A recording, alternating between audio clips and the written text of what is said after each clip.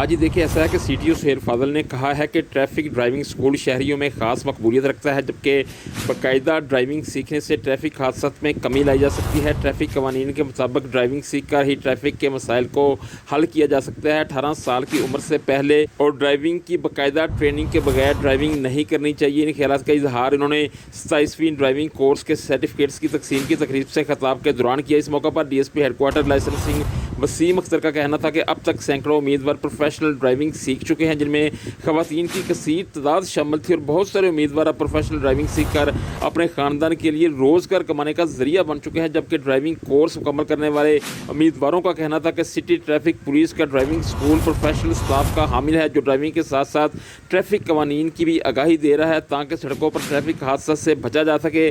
اور اس کے ساتھ ساتھ لیڈیز انسٹرکٹرز کا ڈرائیونگ سکھانا بھی انتہائی قابل تحسین عمل ہے، جس کے لیے وہ سی ٹی او اور ڈی ایس پی اور ان کے تمام اسٹاف کا دل کی اتھاہ گہرائیوں سے شکریہ ادا کرتے ہیں۔ جی